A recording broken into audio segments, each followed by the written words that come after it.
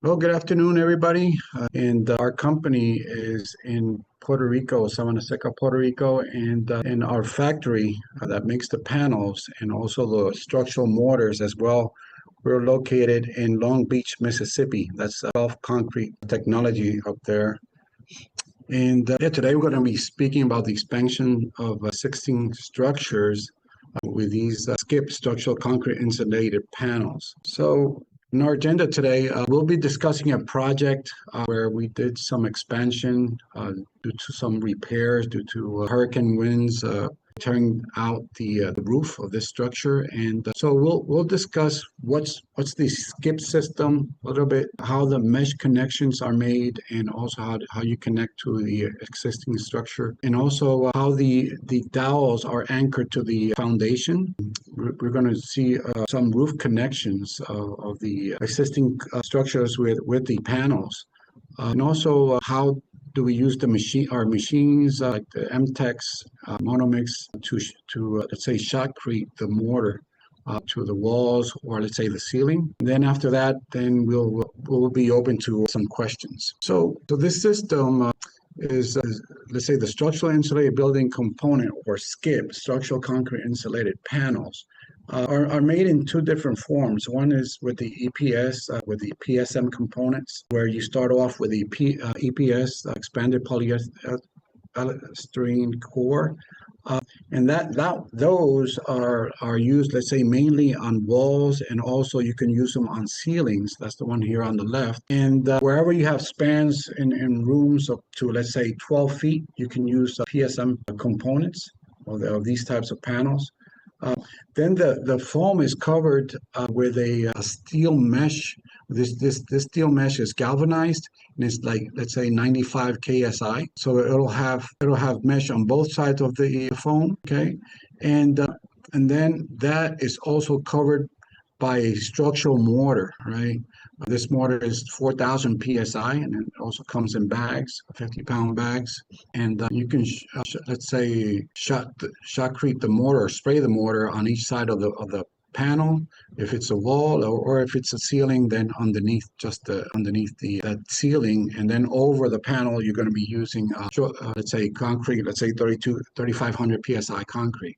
Okay, so after the structural mortar, then it's covered, let's say, either by, you can do another mortar, let's say, for finishing, stucco. You can also use a synthetic stucco to do that finishing as well. So there's a variety of finishes that you can do there for walls or ceiling. Then on the right here, you're going to see the PSG component or panels. This will create, let's say, a T-beam pocket here. And for every, let's say, these panels come in 4 feet. And so for every 4 feet, you'll probably have, let's say, 2 girders, 3 girders, or 6 girders open. So that's where you're going to be placing two half-inch rebars on the bottom here, not touching the foam. You can put some chairs, plastic chairs over that. And depending on the panel you're choosing, right? If it's a PSG 2, 3, or 6, you can go up to a span between walls of 32 feet without any beams in between them. So the difference between the PSM and PSG, so let's say it again, it's PSMs are used for walls and also ceilings, or let's say rooftop, or in between floors up to, let's say, a span of 12 feet. And the PSGs are used only on in between floors and roof up to a span of 32 feet, okay, but without any supports in the middle. So that's the difference between these two panels. And so the mesh already comes in with the foam, and these are made in Long Beach, Mississippi. So the panels are 4 feet by the height of the, let's say, wall, or 4 feet by the length of that span you want in between the, let's say, shear wall, or that in between those walls as well. So the length will be up to 32 feet. For the PSMs, you can do, let's say, up to a 20-foot high wall, but we prefer to cut them in between slabs, so let's say 10 feet each. That would be much better. And also to transport or to do the application or installation. So we also sell the connection mesh, okay? And we have, let's say, if it's between two walls, right, interior walls, you'll be using here L meshes, right, these angular mesh.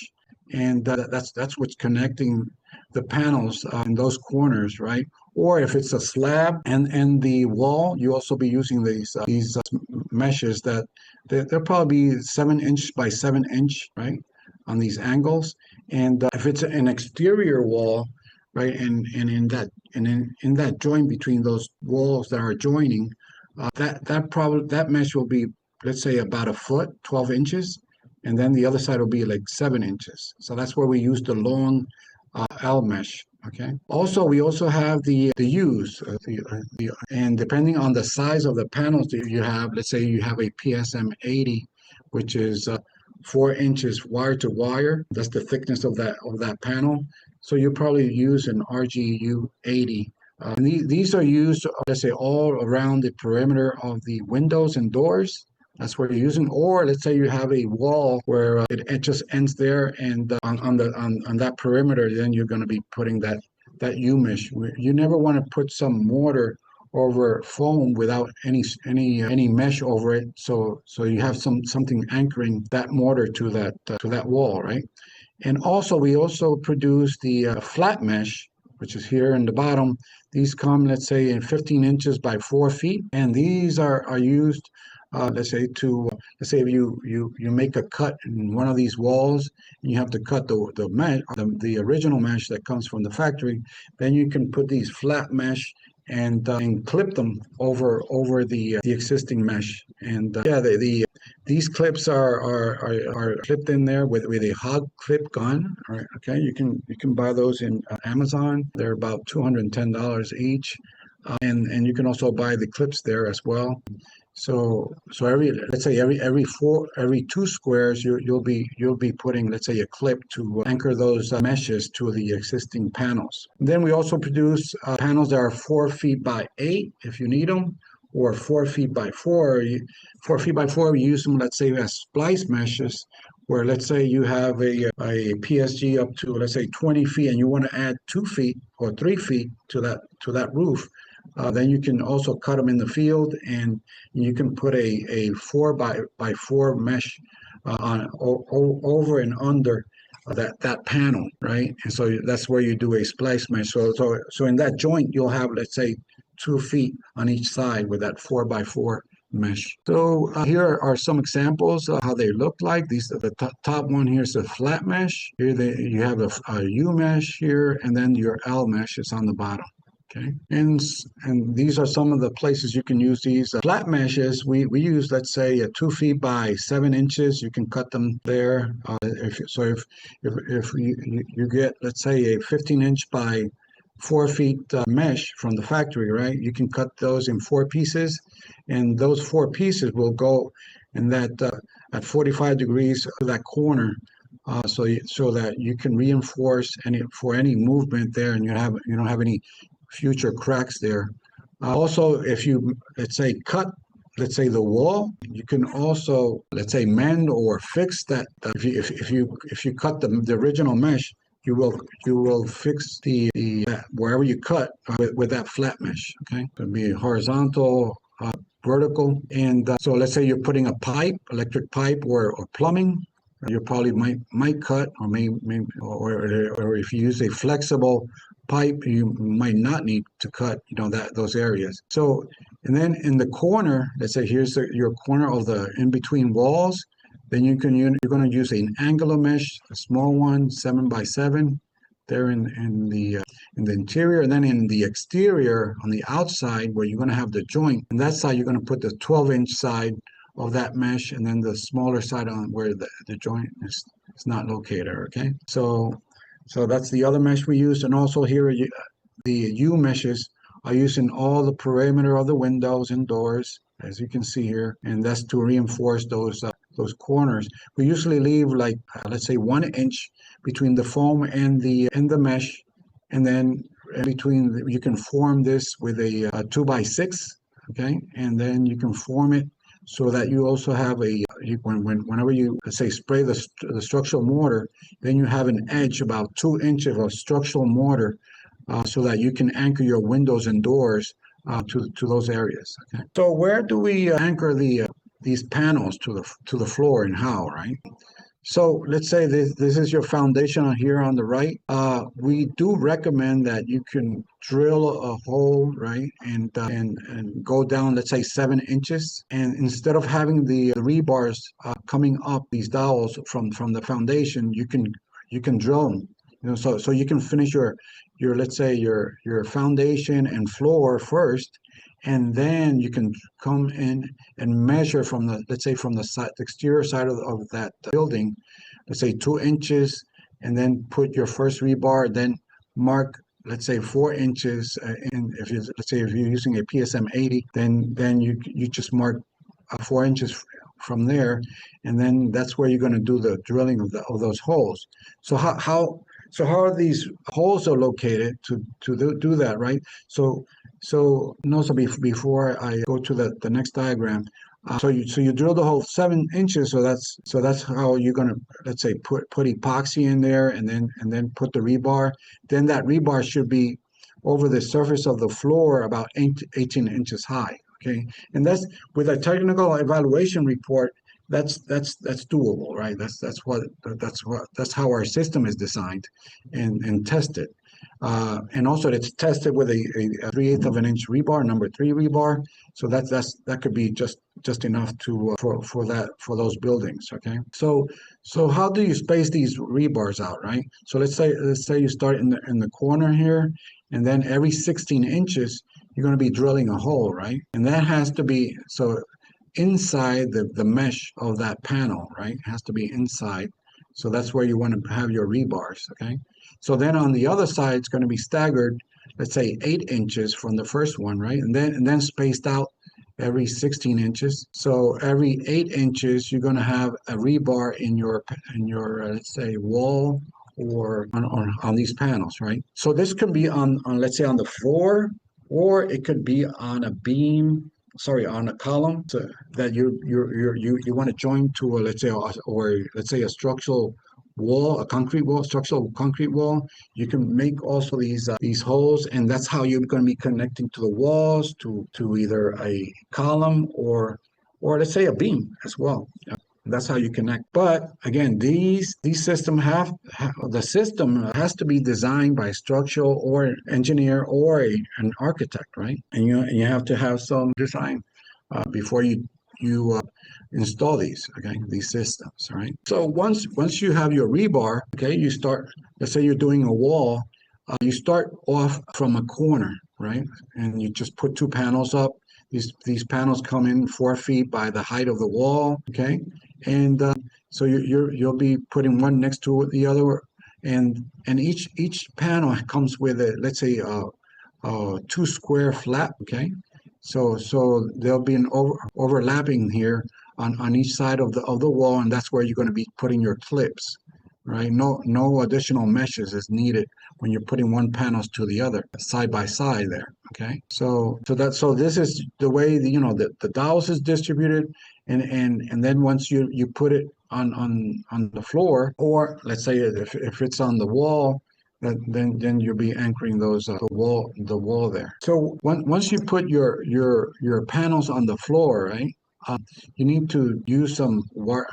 You need to tie it up with some wire, okay? There, just with one is sufficiently, And also you need to melt the surface, at least have an inch behind these rebars, so that when you apply structural mortar, you're protecting the rebar with mortar. So there shouldn't be any rebar touching the foam or the EPS. Okay, there are different types of heat guns out there. I mean, we specify that these heat guns have, let's say, 1,000 degrees Fahrenheit. Okay, but they both will work. Any brand will work. I mean, that's what we're saying here with this picture. And so how do we do the connections between existing structures and these panels, right? So here is what our engineer drew for us here. This is the existing wall here I'm discussing here, the one on the left here, the dowel anchoring to the concrete wall. So this is the existing wall here, and so we'll be putting our dowels in there, right? Whatever the structural engineer says that we have to, embed that rebar in there. And in this case, they put, let's say, a foot or right into the existing structure. Okay, and that's the way you'll be putting your rebar on it. And then these rebars are going to be staggered in that wall, right? In that structural wall. And the one, this picture on the right is the panel. So you'll be putting your panel here, and let's say if it's the wall, and that's how you connect there. Or if it's a existing slab, or again, it has to be a structural slab, okay, to connect. You can't connect to a, let's say, a block of walls. It has to be either a beam or a column or a structural wall to connect these panels to. So minimum, let's say this is a roof, minimum, or a wall, minimum you need 3/4 inch of structural mortar on each side, okay? 3/4 inch. And the way we do that is we put a pipe as a guide that has a diameter of, let's say, a 3/4 inch, and you space them out, let's say, every 3 feet. Then once you put the mortar, you'll screed up and fill that gap with structural mortar, and then that's 4,000 psi mortar. And again, these dowels have to be epoxied in. I got some contractors where they would, let's say, drill the holes and then leave the rebars in our panels, then join put the panel next to the wall, and then epoxy in the hole, and then just slide in the rebar. Okay. So if you look at the section, this is what it looked like, right? This is your wall, okay, and you got your staggered holes there, okay, and then once you place the rebar there, I'm sorry, hit the wrong button there. Then you place your rebar inside the hole with the epoxy, okay? And do that, just slide it in. And these, the engineer wanted it, these number 4 or half inch rebar, they want them staggered every 12 inches. I mean, or spaced out every 12 inches. So they'll be staggered at 6 inches here in between. Okay. So let's talk about this project.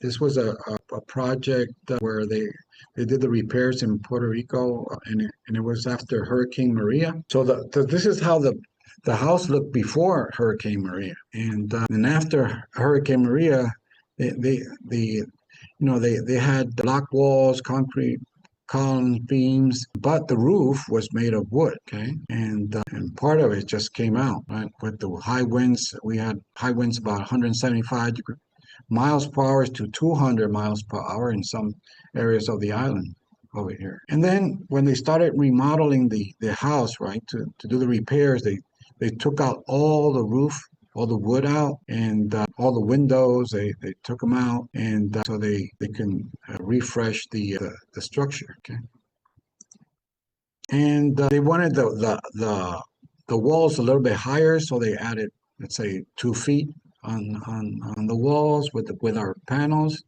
And you can see here our rebars, right? Every 12 inches in this case. That's what the engineer wanted. And these are number 3 rebar or half-inch rebar, depending on the design. Okay.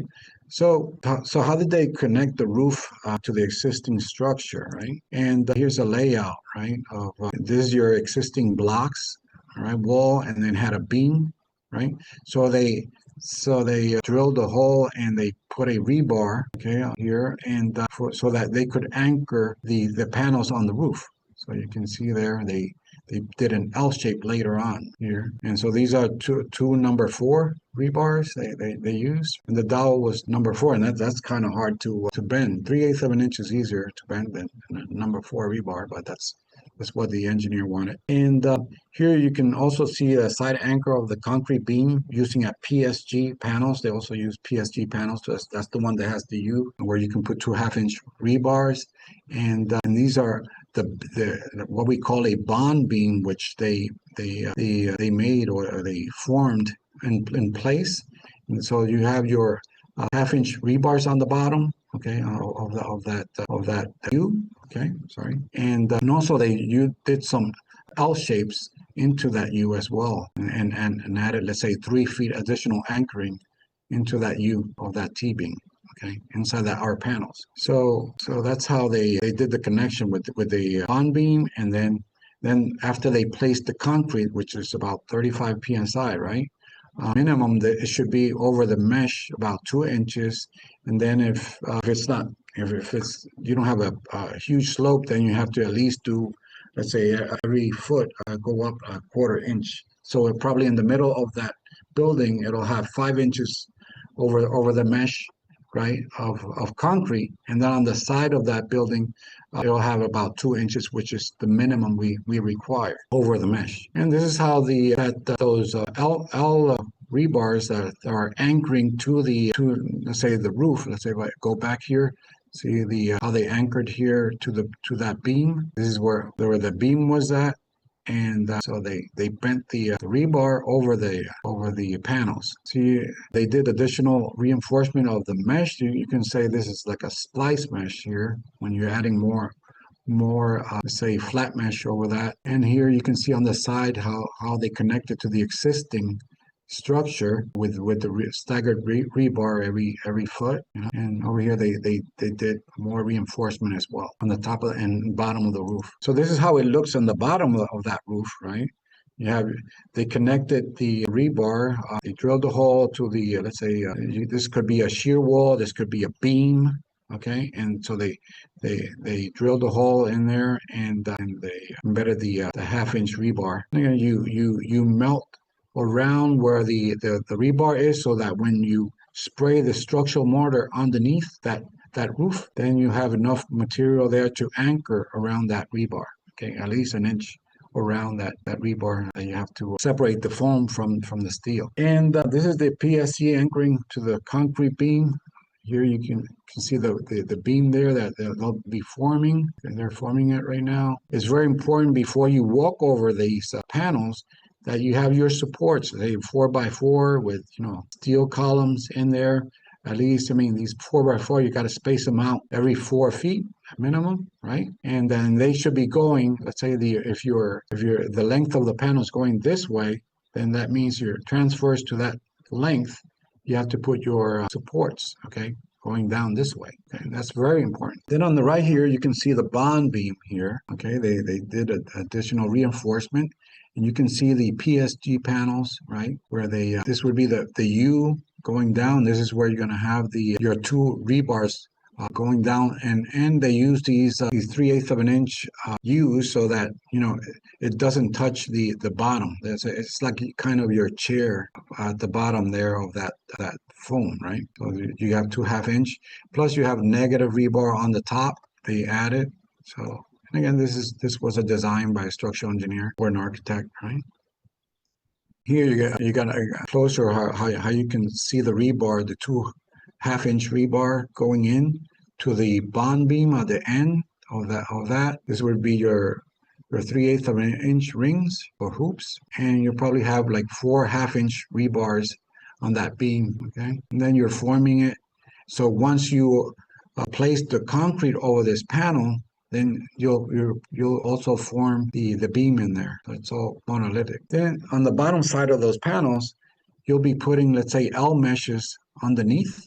You can see it there. They put some L meshes between the walls and the roof or the ceiling right there. You got your L mesh there, okay, and your rebars going up every foot, if that's the design, or every 16 inches, depending what the structure is saying. Okay, you can also connect to steel beams, like here. They welded the rebars, right? So this is where they welded the rebar, and then they were going to bend it over the panel. Okay, and that's over here. They got another beam going in this direction, and they'll bend these rebars over the panel. So once you have, let's say, all your panels placed, all your meshes placed, the L mesh, the U mesh, the flat mesh, and also if you have some electrical conduits or plumbing conduits, you have to place them first. Your electrical boxes, you put all those first, and before you place the mortar.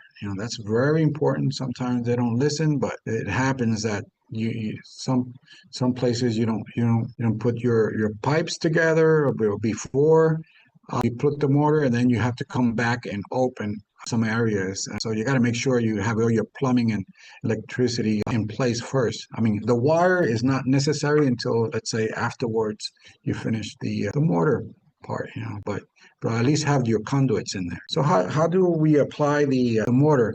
We use these machines, the Monomix, and these are very versatile. The Monomix it's a 240 volt machine with 30 amp breaker, and it comes with this is your hopper where you're going to break your 50-pound bag, let's say of structural mortar. It'll feed it here, and it also has a sleeve which this will last, let's say, for like 10 pallets, let's say 800 bags to 1,000 bags. Then you have to change these stators, and then it has a rotor, also another rotor in there, and that's practically your pump in there. Okay. It also comes with a compressor and also a gauge where you can connect it to your water hose, and this will feed, let's say a gallon per bag of water. So you adjust it here, and since you almost need, let's say, a zero slump mortar to do your, let's say, walls and also ceiling, so you can do those adjustments with the water with this machine. And it comes with a let's say a 32 feet hose and also a mortar sprayer as well. So in brief, I'll show you that one. The machine here, the Duomix on the right, this one can do like let's say 85 bags an hour. Your Monomix can do, let's say, 60 bags an hour. The Duomix is a three-phase volt that requires 480 volts. So to have, let's say, three-phase in electricity in your building, or if it's a residential area, it's going to be kind of hard. But you can move it with, let's say, a 16 kilowatt generator, versus a Monomix, you can move it with a 10 kilowatt generator. So that's why we sell more of these Monomix. So now we're ready to, let's say, apply mortar, right? And let me show you. The first thing we do is we spray the mortar on the walls, because we want to make those panels stiffer on the walls first. Okay, and then we do the ceiling part, and then we do the ceiling. Make sure all those boxes are covered with tape. You cover them before you start spraying mortar. And also we put guides, let's say 3/4 inch diameter exterior pipes every 3 feet, so that you have a guide, let's say, on the walls and also on the ceiling as well. You can see the pipe here. This picture is sideways, but this is a video I'm going to show you in a minute here. So once you sprayed the walls, and now you're ready to spray the ceiling. And the best way to spray the ceiling is in 3 steps. So first, you just spray it real light, and then just finish that room, and then come back again to the other end and where you started, and then finish all the way up to the mesh, and then put your guides. You can see the guide there. We strap it with a tie wrap, and let me show it again so you can review it. So the ceilings are done in 3 steps again: for light spray, then up to the mesh, and then you put your guides, and then finish the 3/4 inch underneath the ceiling as well. So this is a 4,000 psi mortar. So once you finish applying that structural mortar, then you can do your finishing. What we do is you can see here on the photo on the left, where we take, let's say, an adhesive trowel, a notch trowel, right? A 1/4 inch by 1/4 inch, and we make lines left to right, okay? And this will create a mechanical bond for your next finishing mortar. Let's say we can apply, let's say, 3/8 of an inch of that mortar. In the States, most of the time people are, let's say, finishing it real flat with the structural mortar, and then spraying a coating over it, a synthetic stucco, let's say, right? So again, the structural mortar should be applied with 3/4 inch over the mesh, okay? And if it's a wall, on both sides of the walls, and if it's a ceiling, then just underneath the ceiling, okay? Then to achieve that 3/4 inch, we use those pipes are 1/2 inch interior, schedule 40, okay? And that will have a 3/4 inch diameter in the exterior. So that's what we use, and then put those every 3 feet on the walls, and then that will serve as a guide. And then you do the mechanical anchoring with the adhesive trowel, okay? And that way you don't have to use any bonding agents, okay, to do the finishing. And so if, let's say, you're using a 3/8 of an inch finishing mortar. That would be a Type N mortar, which is about 750 psi is a Type N mortar. But we also have 1,000 psi, and then we also have Type S mortars, which is about 1,800 psi, and also Type M mortars are about 2,800 psi. But since this is just for aesthetics, with 750 psi is enough. So that's why we recommend a Type N mortar. So here, once we do all the finishing, right? We do the structural mortar, and then we do the finishing mortar at the end, and this is how it's going to look like. Okay, so nice and flat. Okay, so here you can see the before and after.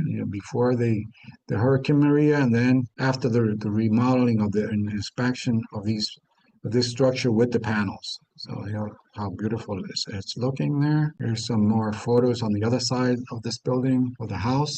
It just completely looks different and more modern. Okay, so they didn't have to tear up all the walls, and so they were able to use the walls and some of the beams, and then work it from there with the panels. But again, you need a design by a structural engineer or an architect to get this properly a good design. So this is how finally the house looked like, and it came out just a beautiful project. And Carmelo, we manufacture many cementitious mortars, self-leveling, hydro plugs, structural mortars with let's say corrosion inhibitors.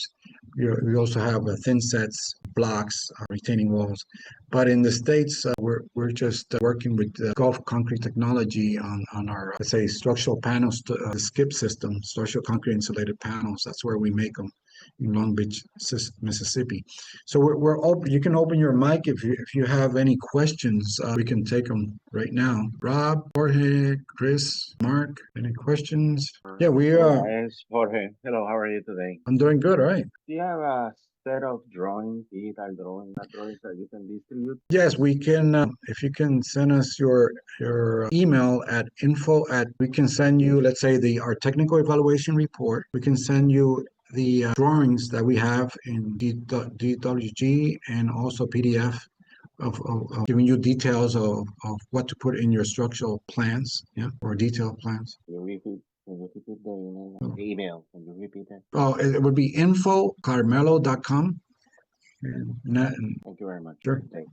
Yeah, and in our website in GCT Structural Panels, you can also get there the technical evaluation report as well. That's what we call the TER. And the TER is basically all the, let's say, testing DRJ did and certifies that it complies with the U.S. Building Code and also the Puerto Rico Building Code. So we did, let's say, all the flexural shear, let's say, moments. You can find it there, and they also provide, let's say, tables where you can select the panels as well. They did a pretty good job with those tables, where you can get, let's say, the lateral loads, and how high the wall are. And so these panels come from, let's say, PSM 80 to a PSM 240. 80 means in millimeters, right? So they come, let's say, from 4 inches to 10.5 inches, from wire to wire. Okay, and the basic dimensions 4 feet by the height of the wall, or if it's the PSGs, up to 32 feet, like I mentioned. But there always will be 4 feet by the length. And then the thickness, you will need to select it by the technical evaluation report. Well, if we don't have any other questions, I think we're done for today. And I really appreciate you coming in and sharing your time and to get some knowledge on these structural concrete insulated panels. And yeah, go into our website, and also in YouTube we have several presentations on GCT, so you can look it up as GCT Structural Panels Carmelo, and you can see videos and presentations that we have there for the panels and other materials as well. Also, in Carmelo, you can go into, let's say, carmelo.com, and you can also look at what materials we make there as well, and in GCT Structural Panels website. Hello, I got a quick question. Okay, Rob. Yeah, what's the why is one arm called GCT and the other one's Carmelo? I'm not. Yeah, Carmelo, GCT is owned by Carmelo, It's a group. And so GCT is our company, our sister company in Mississippi, let's say. Okay, but the Yeah, main company is Carmelo because it's like if Carmelo, you right. look at your Yep. website or if you go to YouTube to view videos, all the Carmelo videos are Spanish. So Yeah, that's mainly for the Puerto Rico market. But yeah, if you go into the structural panel, GCT, that's mainly in English. Yeah. okay, and the other question I had, like when you're doing the concreting, you say that the first layer or the scratch coat should cover the mesh by how much? 3/4 of an inch. Okay, so but like say if you're spraying your concrete, you're not going to spray it to 3/4 of an inch over the wire mesh the first go, right? You're going to do it. Yeah, if it's over the panel, I mean, as a roof, if it's a roof panel, then it's going to go 2 inches over. But that's going to be concrete, 3,500 psi concrete over the panel, which you have to call your on, local ready mix producer. on the top or Yeah, under? on the top. Okay, but when you're spraying the ceiling inside the house, Okay. Yeah, that'll be your structural mortar, and then it'll be you have to put the 3/4 inch underneath that mesh. but is that all at one go, or do you wait for the first part to solidify? Yeah. You can apply it in three passes. You know, you can do 3 steps.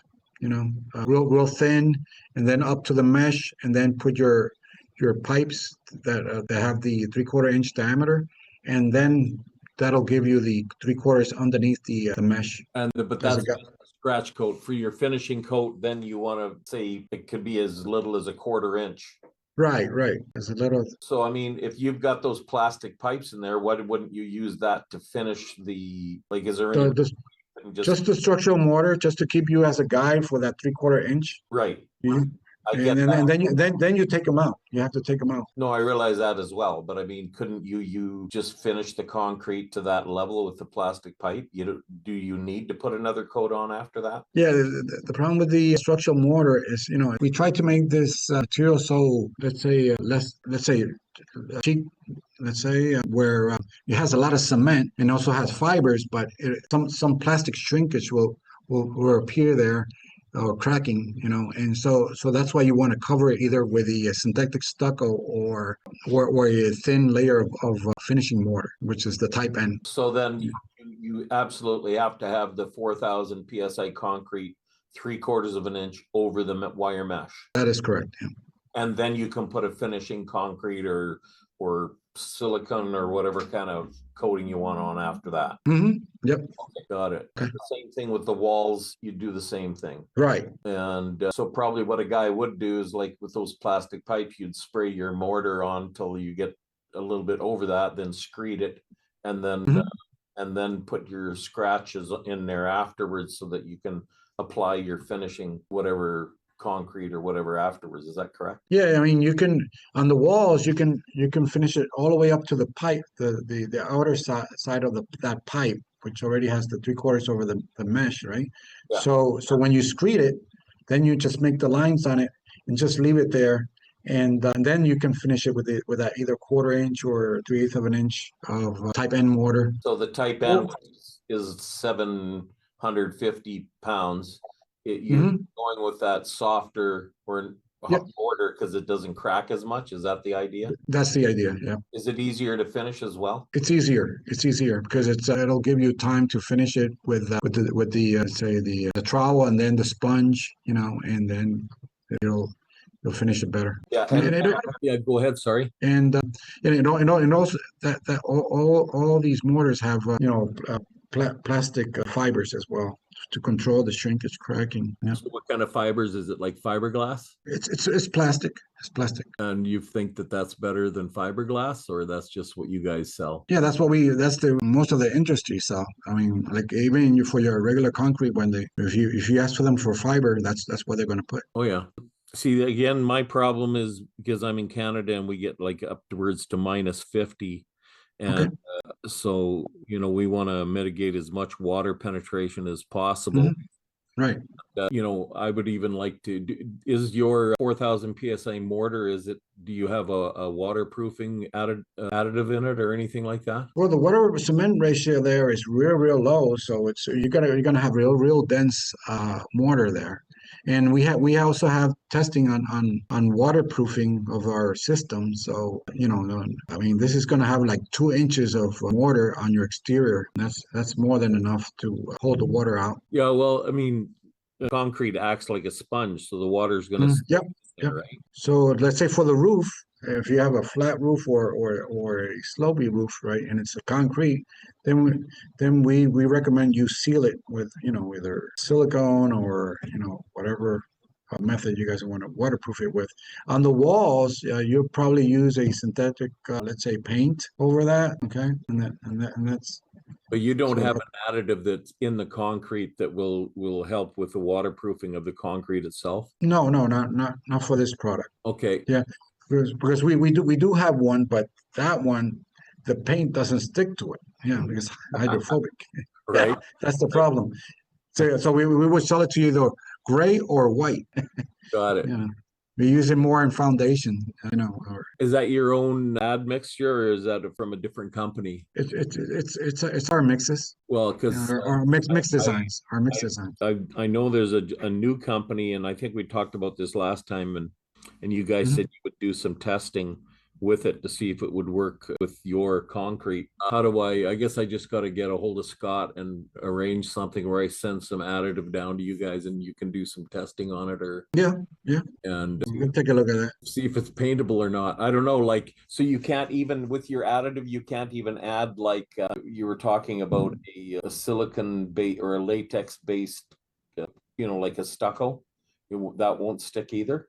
Yeah, I mean, because again, it's hydrophobic, so it will. I mean, it's going to be hard to stick on it. Is that So okay? yeah, So if that's you where. go with that, you're just going to be stuck with a concrete finish, which I'm okay with. I mean, I like the look of concrete anyways, but yeah, I never considered that. That's something new. All right, well, I'll let you go. I will maybe have a conversation either with you or I guess All right, Scott. You all right, want to handle that or sure. okay? Either or is good. Get further down the road, but this was very good. Thank you as usual. Very good job. I learned something more every time. So it's Great, great. That's the idea. thank you very All much. right. Thank you for coming. All right. All right. So any other questions? Are we good? Okay. So thank you very much for your time and have a safe day out there. Okay. Take care.